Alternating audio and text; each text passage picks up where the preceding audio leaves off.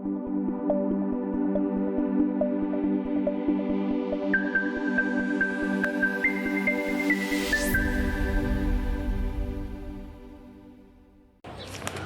Agbenuke no filolo me dogbe na me sia me va monji Agbenuke wa me ton me de ma fia vo me tede mo to ta na me achokem na afa vide le e mo me fa na mi enu me be ma fonu cho ya nya be am togbi wa me ton no me togbi wa me to ina po le hon ya wa be na dasi le hon no me togbi yo na po no me yo la me do si yo ne po amiela ne soro amie vola na dasila meo enya me abenyela elekoyo ne betrayer egomenye be odenye fe gome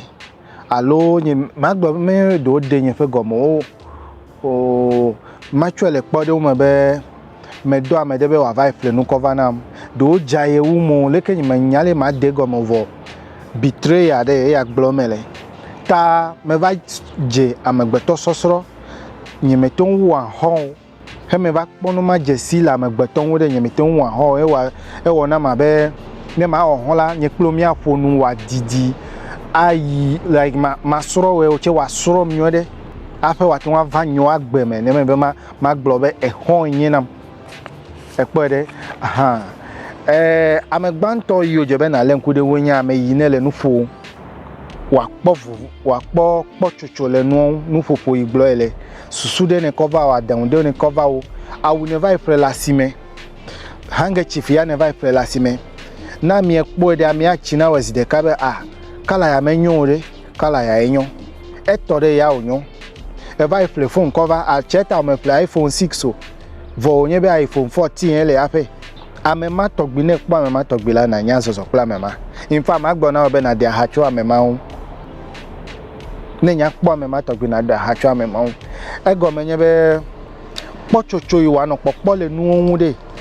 agble wo program agble wo ta doji ni yo ni won to ne wo nya te fe de ka magbo na ole moji e hon ma otogbi e hon ipo pochocho le nu si anu e agbo mele na we nu si anu kure na fonu na konu na dunu chedu ele be da nyeme like banko ro akple ya melon ne nya kpo ho ma togbe ko na da ha cho afa e ho ma ma na ngo gbedede wala gbe me ame velia alo no me velia ma to agbo na we ga nye be ame yi ne ko susu cover ma ko to ko pe o vo adidi susu over yin mutuel kpode wo me be edo susu be ya zomo e ho we se alo ne ko edade e ho wo ku me di ma zomo gba man na susu yi akpene won be a positive result man na susu yi akpene won be na po o fe mozozo fe tadoji no bon ni wa wa nya be agbona o be a che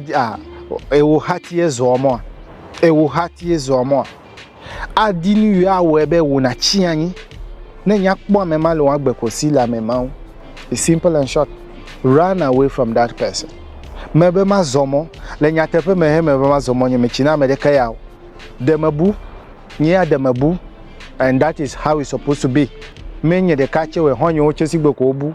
that's how it's supposed to be ego menye be never gbo na e homa otogbire wa va de tagban wa kpo le ami owo nu wowo me amedo kpo ebe ami lo kpo ekpo be un tete me la si we eya le document ekpo be un tete le yisi na me de azomo kwa chere yi ojebe ne zomo afa wo na zomo na me de avai wo dollar university he me yi de university zigban to he me yi de University of Ghana me vai submit your application me yi be ma vai di do nye me nya do ka ma vai di o me yi clean akpe to we do de sia de ma vai we he me yi bovare me ko application on le chacha de nyo amenyanya e honyo de ka e fonyo de ka e gbo na mbe che me vai di le University of Ghana me menya da emo de ko me vai application to be very frank magbonya te fie na we he me de University of Ghana look University of Ghana to pe driver he onya kpom ko ya ho ma ba vi gbe magbe nyezi gbanto yen me de University of Ghana de ami te unva dim la fe me pe University of Ghana pe ever dim plo le nya te fe me ne nyema ka ha cho de amede agbabe o do jode jina we vo me yi pli mi lere me khosebe mate won va idi dans l'University of Ghana ne kpo ame ma to gbezire ka ko vula mi en ame yi ne ko susu cover agbana be o ne dibe ya ide University of Ghana re efu yojebe na chonye ya ne dibe ya ide application we re ale yojebe na ngunye ya ne kpo ame ma ale de wi va me ya agbana be o menya da o menya ma de University of Ghana che ye pe sijo la me ma it's simple and short gbama gbona we le yen me be you cannot change your friend o ma to wa throw hon we out don't even attempt mi le vo la gbe ya so e ma cover na o le mojema susu e ma gbona o le nyu agbale yen be ame yi medibe ya soro nu mi la gbe e me fifila new technology o le fafa vivi vo no vi non he mobile phone telephone yo dova ide o boot o ko banami Ghana Telecom mi ame yo miza Ghana Telecom wa vai punch ten wa ko phone wa se mi wo e ma vore ya mi ga vai ko landline pleto we e yo trone o trone abe watch ma opete mi to me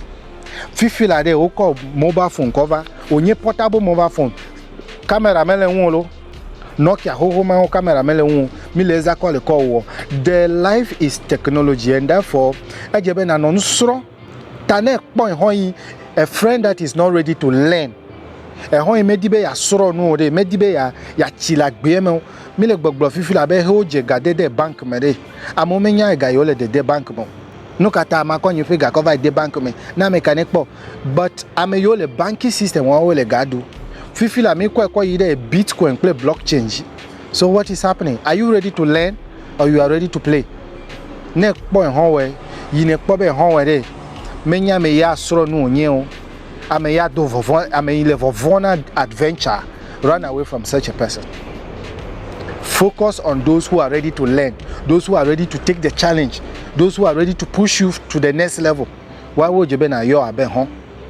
Me ponu didi anovilon lo we enya so ma koda de mochina we ma dagbe ya me bia na video me ahona me de video ya de me ahona me de enya susu me gbobe if you notice someone jesi amade me dibe ya soro no lagbe me the person is not ready to change de mi kona ga cover ide na ati home le tepede mi le susu jo ekpo am ye jesi ba me dibe ya soro no just move out ai enya so ma gbolema me bia dagbe na we no vi lon lo we mi anoka